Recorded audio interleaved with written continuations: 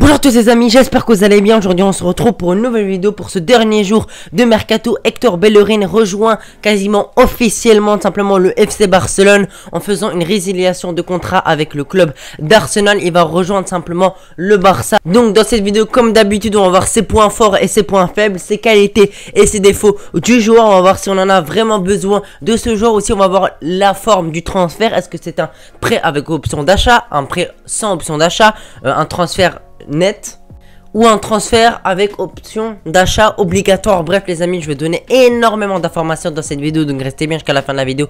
Donc les amis, restez bien jusqu'à la fin de la vidéo, on perd pas plus de temps, c'est parti pour la vidéo.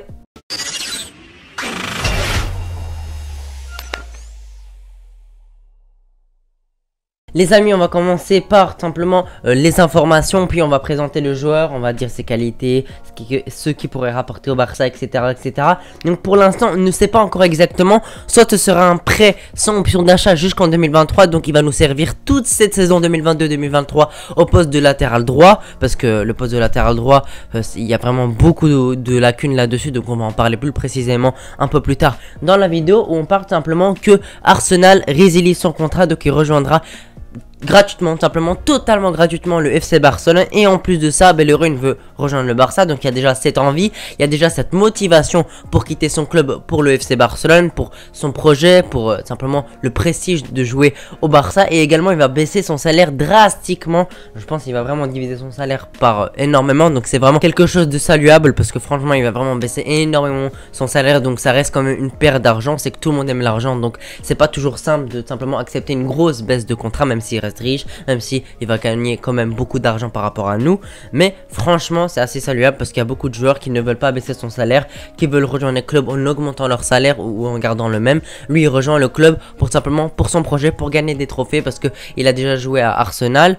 Et il a été assez bon, mais je sais pas, ils ont pas trouvé une solution. Je trouve pas qu'il s'est adapté à 100%. Puis il a joué au Betis Séville, il me semble que c'était sur une forme de prêt. Il était pas mal. Donc maintenant les amis, il va rejoindre le club, il va rejoindre le plus grand club où il a joué. Il a déjà joué dans des très bons clubs comme Arsenal, comme le Betis Séville, mais là il va vraiment passer un cap. Il va jouer dans un club qui peut gagner la Ligue des Champions comme le FC Barcelone. Et surtout il sera quasiment sûr et certain de jouer en tant que simplement titulaire indiscutable, parce qu'à droite on a personne, on n'a pas de véritable simplement latéral droit, parce qu'on a vendu Sergio Dest. C'est plutôt un prêt avec option d'achat de 20 millions d'euros si je dis pas de bêtises. Je sais pas si c'est obligatoire ou pas, mais en tout cas ça reste un prêt. Et tout simplement on n'a plus de latéraux, et tout simplement Sergio Dest il n'a pas réussi à s'imposer au Barça. Donc les amis, tout simplement il nous fallait un latéral droit obligatoirement. On avait que Sergio Roberto qui était pas mal, il était pas si mauvais que ça en tant que latéral droit, mais on voit qu'il a quand même des limites, parce que simplement ce n'est pas un véritable latéral droit. Rappelez-vous, il y a quelques années il jouait en tant que relayeur, mais à cause des Xavi, Iniesta, etc., il n'avait pas le niveau, bien évidemment personne n'a le niveau de Xavi, Iniesta,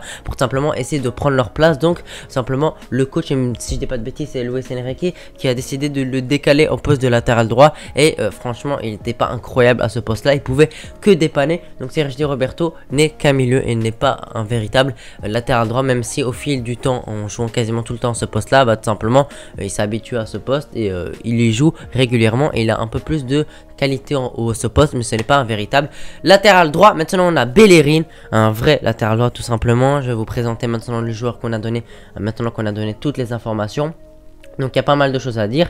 Déjà il a une valeur marchande de 20 millions d'euros, donc franchement il a vraiment une assez bonne valeur, c'est selon ce Transfermarkt. Et franchement prendre un joueur gratuitement comme ça c'est assez bon. Tout simplement il a 27 ans, il est né le 19 mars 1995, donc voilà, il a assez d'expérience, il a joué dans plusieurs clubs, il a enchaîné plusieurs compétitions, que ce soit la Première Ligue, la Liga, l'Europa League.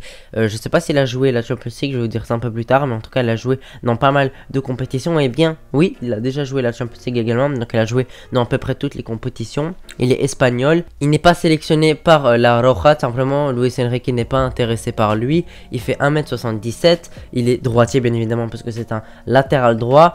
Il est en fin de contrat jusqu'en 2023. Donc tout simplement les amis, on pourra prendre simplement Bellerin gratuitement. Et franchement ça c'est vraiment un très gros coup, parce que les amis, imaginons on se le fait prêter. On se le fait prêter tout simplement jusqu'en 2023, et à ce moment là il sera gratuit et on pourra le prendre gratuitement. Donc franchement c'est assez gagnant sur ce point là. Économiquement parlant, c'est vraiment un très beau coup de Laporta et Alemany également, le directeur sportif. Ils sont vraiment très intelligents pour ces recrues, parce que là c'est les derniers jours. Le 1er simplement septembre à minuit. Actuellement là je tourne le 1er septembre. Simplement les amis, franchement c'est assez bon. Voilà, tout simplement on peut voir la Portail Alemany qui se bouge pour le dernier jour. On va pouvoir se renforcer avec plus de recrues, comme aussi Marcos Alonso que j'ai fait une vidéo hier, donc les amis n'hésitez pas à aller la voir. Les amis, là je vous ai donné toutes les informations. Maintenant il faut un peu parler de qui est Hector Bellerin. Donc les amis, déjà il faut savoir que il a été formé au Barça, il a été formé à la Masia jusqu'à ses 16 ans. Puis il a quitté le FC Barcelone pour Arsenal pour 500 000 €. Puis il a été prêté à Watford, puis il a joué en U21 de Arsenal, puis il a joué dans l'équipe première d'Arsenal, puis il a été prêté en 2021 tout simplement au Betis Séville, et puis maintenant il est en fin de prêt, simplement maintenant il est retourné dans son club actuel, simplement Arsenal, et Arsenal veut se débarrasser. Il a un trop gros salaire, ça pèse trop sur les finances de tout simplement Arsenal, donc ils sont obligés tout simplement de libérer de son contrat pour libérer un gros salaire, parce que Hector Bellerin a vraiment un très gros salaire au club.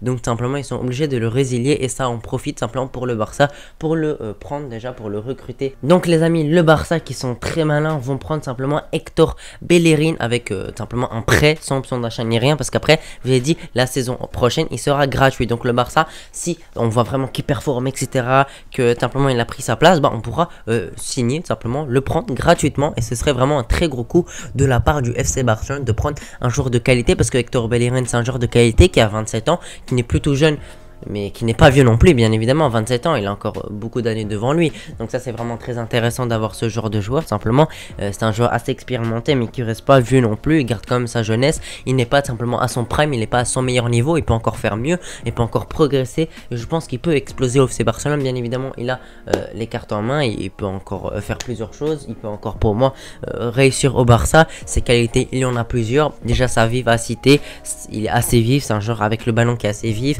qui arrive simplement à éliminer les joueurs devant lui, qui est très bon balle au pied, qui a une bonne qualité de dribble simplement. Donc simplement il pourrait nous apporter en termes de percussion simplement en attaque, malgré que ce soit un latéral droit. C'est un latéral qui simplement qui travaille beaucoup simplement offensivement, malgré que ce soit simplement un défenseur. Donc c'est très intéressant surtout pour le Barça d'avoir simplement des latéraux qui peuvent faire le surnombre simplement dans la défense adverse, comme j'ai dit, par ses dribbles, par ses accélérations, par ses passes décisives, par ses centres bien évidemment, par ses corners, pourquoi pas par ses buts de temps en temps, parce que voilà, malgré que ça soit un latéral droit, il a quand même, j'ai pas envie de dire qu'il a des bonnes stats, parce que ça reste un défenseur, on s'en fout un peu de ses stats, mais on va quand même en parler. En 183 matchs de première ligue, 8 buts et 21 passes décisives, mais pour moi ce n'est pas assez représentatif, parce que pour moi Arsenal n'est pas trop fait pour lui. Je pense qu'il a plus le style Barça, pour moi il a plus le profil pour jouer au Barça, et en Liga il a joué 23 matchs et il a mis 2 passes décisives, et en Europa League il a joué 22 matchs, 1 but et 5 passes décisives. Donc